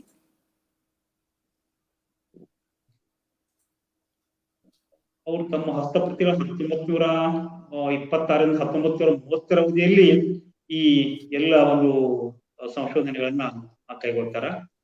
So progress reports on the progress of Karnataka research in Bombay province ಅನ್ನುವಂತಹ ಒಂದು ನಿಯತಕಾಲಿಕೆಗಳ ಬಗ್ಗೆ ಅವರು ಉಲ್ಲೇಖವನ್ನ ಮಾಡಿದ್ದಾರೆ. ಧನ್ಯವಾದಗಳು ಸರ್. ಪದ್ಮಜಾ ದೇಸಾಯಿ ಅವರು ಒಂದು ಪ್ರಶ್ನೆ ಕೇಳಿದ್ದಾರೆ. ಪಂಚಮುಖಿ ಅವರು ಮೂರ್ತಿ ಶಿಲ್ಪದ ಹಿನ್ನೆಲೆಯನ್ನು ಯಾವ ನೆಲೆಗಟ್ಟಿನಲ್ಲಿ ವಿವರಿಸಿದ್ದಾರೆ ಅಂತ? ಅದು ಆರಂಭಿಕ ಹಂತದಲ್ಲಿ ಕೇವಲ ಒಂದು ಪ್ರತಿಮೆಗಳನ್ನ ಗುರುತಿಸುವಂತಹ ಒಂದು ಆರಂಭಿಕ ಪ್ರಯತ್ನದ ಕುರಿತಾಗಿ ಅಲ್ಲಿ ನಾವು ಕಾಣ್ತೇವೆ. ವಿನಃ ಆಳವಾದಂತಹ ಒಂದು ಏನು ಮೂರ್ತಿ ಶಿಲ್ಪದ ಆಳವಾದ ವಿವರವನ್ನು ಅಲ್ಲಿ ಕಾಣ್ಲಿಕ್ಕೆ ಸಾಧ್ಯ ಇಲ್ಲ. ಅಂದಿನ ಕಾಲಘಟ್ಟದಲ್ಲಿ ಈ ಒಂದು ಮೂರ್ತಿ ಶಿಲ್ಪವನ್ನು ಹೇಗೆ ನೋಡ್ಬೇಕು ಅನ್ನುವಂತಹ ಒಂದು ಅಂಶವನ್ನು ಮಾತ್ರ ಅದ್ರಲ್ಲಿ ನಾವು ಕಾಣ್ಲಿಕ್ಕೆ ಸಾಧ್ಯ. ಧನ್ಯವಾದಗಳು ಸರ್. ಸರ್, ನಾಗರಾಜ್ ಎಸ್ ಅವರು ಒಂದು ಪ್ರಶ್ನೆ ಕೇಳ್ತಿದ್ದಾರೆ. Please highlight RS Panchamukhi's view on Badami rock cliff inscription. ಈ ಬಾದಾಮಿ ಬೆಟ್ಟ ಶಾಸನವನ್ನ ಪಂಚಮುಖಿಯವರು ಭಾರತೀಯ ಪುರಾತತ್ವ ಸರ್ವೇಕ್ಷಣೆ ಇಲಾಖೆಯಿಂದ ಕಂಡುಹಿಡಿತಾರ. ಈ ಶಾಸನವನ್ನ ಕಂಡುಹಿಡಿದಿದ್ದೇ ಒಂದು ಬಹಳ ಅಭೂತಪೂರ್ವ ಅಂತ ಹೇಳಿ ಹೇಳ್ತಾರ. ಅದನ್ನ ಕಾಪಿ ಶಾಸನವನ್ನ ಪ್ರತಿ ಮಾಡುವುದೇ ಒಂದು ಸಾಹಸದ ಕಾರ್ಯ ಆಗೈತೆ ಅಂತ ಹೇಳಿ ತಿಳಿದು ಬರುತ್ತೆ. ಅಂದ್ರೆ ಒಂದು ತೊಟ್ಟಿಲಕ್ಕೆ ಹಗ್ಗವನ್ನ ಕಟ್ಟಿ ಆ ಬಂಡೆ ಮೇಲ್ಗಡೆಯಿಂದ ತೊಟ್ಟಿಲದಲ್ಲಿ ಒಬ್ಬ ವ್ಯಕ್ತಿಯನ್ನ ಇಳಿಸ್ಬಿಟ್ಟು ಆಮೇಲೆ ಮೇಲ್ಗಡೆಯಿಂದಾನೇ ಒಂದು ಶಾಸನದ ಪಡೆಯಚ್ಚನ್ನ ತೆಗೆಯುವಂತಹ ಒಂದು ಪ್ರಯತ್ನವನ್ನ ಈ RS ಪಂಚಮುಖಿಯವರು ಮಾಡಿದ್ರು ಅನ್ನುವಂಥದ್ದನ್ನ ನಾವಿಲ್ಲಿ ಕಾಣಬಹುದು. ಸೊ ಇದೊಂದು ಬಹಳ ಮಹತ್ವದ ಮತ್ತು ಅಪರೂಪದ ಶಾಸನ ಬಾದಾಮಿ ಚಾಲುಕ್ಯರಿಗೆ ಸಂಬಂಧಿಸಿದ್ದು ಅಂತ ಹೇಳಿ ಹೇಳ್ಬೋದು. ಯಾಕಂದ್ರೆ ಇದು ಶಕವರ್ಷ ಹಾಗೂ ಈ ಅನೇಕ ಯಜ್ಞಗಳನ್ನ ಮಾಡಿದಂತಹ ವಿಷಯವನ್ನ ಉಲ್ಲೇಖ ಮಾಡುವಂತಹ ಶಾಸನ. ಈ ಬಾದಾಮಿ ಪ್ರದೇಶದಲ್ಲಿ ವಾತಾಪಿಯಲ್ಲಿ ಅವೇದ್ಯವಾದಂತಹ ಒಂದು ಕೋಟೆಯನ್ನ ಕಟ್ಟಿಸಿದಂತಹ ವಿಷಯವನ್ನ ನಮಗೆ ಈ ಒಂದು ಶಾಸನದಿಂದ ಬರುತ್ತೆ ನೋಡಬಹುದು. ಧನ್ಯವಾದಗಳು ಸರ್. SK ಅರಣಿ ಸರ್ ಅವ್ರದ್ದು ಮತ್ತೊಂದು ಪ್ರಶ್ನೆ ಇದೆ. ಅವರ ಸಂಶೋಧನಾ ಸಂಪ್ರದಾಯ ಕುರಿತು. ಪಂಚಮುಖಿ ಅವರ ಸಂಶೋಧನೆ ಆ ಹಿಂದಿನ ಬಾಂಬೆ ಬ್ರಿಟಿಷರ ಕಾಲದ ಸಂಶೋಧನೆಯ ಸಂಪ್ರದಾಯ ಅವರು ಮುಂದುವರಿಸಿದ್ರ ಅಥವಾ ಫ್ಲೀಟ್ ಮತ್ತು ಬರ್ಗೇಸ್ ಅವರಂತೆಯೇ ಸಂಶೋಧನೆಗಳ ಮಾದರಿಯನ್ನ ಅವರು ಅನುಸರಿಸಿದ್ರ ಅಂತ ಹೇಳಿ? ಈ ಶಾಸನಶಾಸ್ತ್ರಕ್ಕೆ ಸಂಬಂಧಿಸಿದ ಹಾಗೆ ನೋಡಿದಾಗ ಇವರು ಫ್ಲೀಟ್ ಮತ್ತು ಈ ಇತರ ಸಮಕಾಲೀನ ವಿದ್ವಾಂಸರನ್ನ ಅನುಸರಿಸಿದ್ರು ಅನ್ನುವಂಥದ್ದು ನಮ್ಗೆ ಕಂಡು ಬರುತ್ತೆ. ಯಾಕಂದ್ರೆ J. ಫ್ಲೀಟ್ ಅವರು ಕೂಡ ಹೇಗೆ ಜೇಮ್ಸ್ ಬರ್ಜೆಸ್ ಅವರು ಕೂಡ ಹಳ್ಳಿ ಹಳ್ಳಿಗೆ ಹೋಗಿ ಈ ದಾಖಲೀಕರಣ ಕಾರ್ಯ ಮಾಡಿದಾರಲ್ಲ, ಅದೇ ಒಂದು ಮಾದರಿಯಲ್ಲಿ ಇವರು ಕೂಡ ಈ ಒಂದು ತಮ್ಮ ಸಂಶೋಧನಾ ಪ್ರವೃತ್ತಿಯನ್ನ ಆರಂಭಿಸಿದ್ರು ಅನ್ನುವಂಥದ್ದನ್ನು ಕಾಣ್ಬೋದು. ಧನ್ಯವಾದಗಳು ಸರ್. ಇವಿಷ್ಟು ಪ್ರಶ್ನೆಗಳಿದ್ವು. ತಾವು ಎಲ್ಲ ಪ್ರಶ್ನೆಗಳಿಗೂ ಸಮಾಧಾನಕರವಾದ ಉತ್ತರವನ್ನ ಕೊಟ್ಟಿದ್ದೀರಿ. ತುಂಬಾ ಇತಿಹಾಸ ಅಕಾಡೆಮಿಯ ಪರವಾಗಿ ತಮ್ಗೆ ಹೃತ್ಪೂರ್ವಕ ಧನ್ಯವಾದಗಳನ್ನ ತಿಳಿಸ್ತೀನಿ ಸರ್. ದತ್ತಪ್ರಸನ್ನ ಪಾಟೀಲ್ ಅವ್ರು ಜಾಯಿನ್ ಆಗ್ತಿದ್ದಾರೆ. ಹಾ ಮೇಡಮ್, ಸ್ವಲ್ಪ ದಯವಿಟ್ಟು ಕ್ಷಮಿಸಿ, ಸ್ವಲ್ಪ ನೆಟ್ವರ್ಕ್ ಪ್ರಾಬ್ಲಮ್ ಆಗಿತ್ತು. ಪ್ರಶ್ನೆಯನ್ನ ಮುಂದುವರಿಸಬಹುದಾ ಮೇಡಮ್? ಸರ್, ಪ್ರಶ್ನೆಗಳೆಲ್ಲ ಮುಗೀತು, ತಾವು ಕನ್ಕ್ಲೂಡ್ ಮಾಡ್ಬೋದು ಸರ್. ಹಾ ಸರಿ.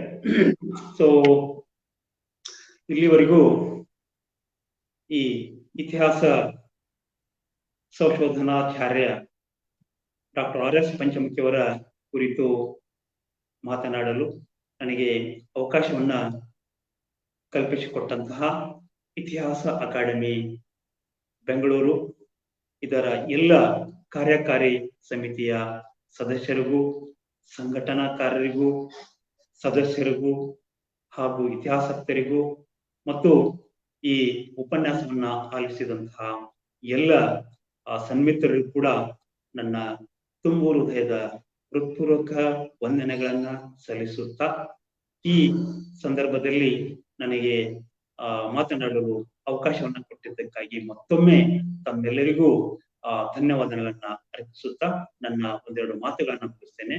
ಜೈ ಹಿಂದ್, ಜೈ ಕರ್ನಾಟಕ. ಧನ್ಯವಾದಗಳು ತಾಬೂಜಿ ಅವರೇ. ಬಹಳ ಮಾಹಿತಿಪೂರ್ಣವಾದ ಉಪನ್ಯಾಸವನ್ನ ವಿದ್ಯಾರತ್ನ ಪಂಚಮುಖಿ ಅವರ ಬಗ್ಗೆ ನೀಡಿದಿರಿ. ಅವರ ಸಂಶೋಧನೆ, ವಿವಿಧ ಸಂಘಟನೆಗಳ ಸ್ಥಾಪನೆಗಳ ಬಗ್ಗೆ ಕೂಡ ಮಹತ್ವಪೂರ್ಣ ಮಾಹಿತಿಯನ್ನ ನೀಡಿದಿರಿ. ಕರ್ನಾಟಕ ಇತಿಹಾಸ ಅಕಾಡೆಮಿಯು ಕರ್ನಾಟಕದ ವಿವಿಧ ಸಂಶೋಧಕರು, ಸಾಧಕರು, ವಿದ್ವಾಂಸರ ಕುರಿತಾಗಿ ಇದೇ ರೀತಿಯಾದ ವಿದ್ವತ್ಪೂರ್ಣ ಉಪನ್ಯಾಸಗಳನ್ನ ನಿರಂತರವಾಗಿ ಏರ್ಪಡಿಸ್ತಾ ಬಂದಿದೆ. ಇವತ್ತು ಪಂಚಮುಖಿಯವರ ಬಗ್ಗೆ ಬಹಳ ಮಹತ್ವಪೂರ್ಣವಾದ ವಿದ್ವತ್ಪೂರ್ಣವಾದ ಉಪನ್ಯಾಸವನ್ನ ನೀಡಿದಂತಹ ಡಾಕ್ಟರ್ ಚಂದ್ರಶೇಖರ್ ತಾಬೋಜಿ ಅವರಿಗೆ ನಮ್ಮ ಕರ್ನಾಟಕ ಇತಿಹಾಸ ಅಕಾಡೆಮಿಯ ಪರವಾಗಿ ಹಾಗೂ ಎಲ್ಲ ಇತಿಹಾಸ ಸಂಶೋಧಕರು, ವಿದ್ವಾಂಸರು, ಸಂಶೋಧನಾ ವಿದ್ಯಾರ್ಥಿಗಳ ಪರವಾಗಿ ತುಂಬು ಹೃದಯವಾದ ಹಾರ್ದಿಕ ಧನ್ಯವಾದಗಳನ್ನ ಅರ್ಪಿಸ್ತೇವೆ. ಹಾಗೆಯೇ ಬಹಳ ಮಹತ್ವಪೂರ್ಣವಾದ ವ್ಯಕ್ತಿಗಳು ಅಂದ್ರೆ ನಮ್ಮ ವೀಕ್ಷಕರು, ಶ್ರೋತೃಗಳು. ತಮ್ಮಿಂದ ಕರ್ನಾಟಕ ಇತಿಹಾಸ ಅಕಾಡೆಮಿಯ ಈ ಮಹತ್ವಪೂರ್ಣ ಉಪನ್ಯಾಸ ಮಾಲಿಕೆ 43 ಇವತ್ತು ಸಂಪನ್ನಗೊಂಡಿದೆ. ಇದೇ ರೀತಿಯಾಗಿ ತಮ್ಮ ಪ್ರೋತ್ಸಾಹ ಕರ್ನಾಟಕ ಇತಿಹಾಸ ಅಕಾಡೆಮಿಯ ಈ ಸಂಶೋಧನೆಯ ಒಂದು ನಿರಂತರ ಪ್ರಯತ್ನಕ್ಕೆ ನಮ್ಮೆಲ್ಲರ ಒಂದು ಪ್ರೋತ್ಸಾಹ ಇರ್ಲಿ ಅಂತ ಹೇಳಿ ತಮ್ಮೆಲ್ಲರಲ್ಲಿ ವಿನಂತಿ ಮಾಡ್ತಾ, ಭಾಗವಹಿಸಿದಂತಹ ಎಲ್ಲ ವಿದ್ವಾಂಸರಿಗೆ, ಸಂಶೋಧಕರಿಗೆ ಹಾಗೂ ಚರ್ಚೆಯಲ್ಲಿ ಪಾಲ್ಗೊಂಡಂತಹ ಎಲ್ಲ ವಿದ್ವಾಂಸರಿಗೂ ಕೂಡ ನಾನು ಕರ್ನಾಟಕ ಇತಿಹಾಸ ಅಕಾಡೆಮಿಯ ಪರವಾಗಿ ತುಂಬು ಹೃದಯದ ಧನ್ಯವಾದಗಳನ್ನ ಅರ್ಪಿಸ್ತಾ ಇದ್ದೀನಿ. ತಾಬೋಜಿ ಅವರಿಗೆ ತಮಗೂ ಕೂಡ ತುಂಬು ಹೃದಯದ ಧನ್ಯವಾದಗಳು. ಹಾಗೂ ಸಂಘಟನೆಯನ್ನು ಮಾಡಿದಂತಹ ಕರ್ನಾಟಕ ಇತಿಹಾಸ ಅಕಾಡೆಮಿಯ ಪದಾಧಿಕಾರಿಗಳಿಗೂ ಕೂಡ ನಮ್ಮ ಎಲ್ಲರ ಪರವಾಗಿ ಮತ್ತೊಮ್ಮೆ ತುಂಬು ಹೃದಯದ ಧನ್ಯವಾದಗಳು. ಶುಭರಾತ್ರಿ. ನಮಸ್ಕಾರ.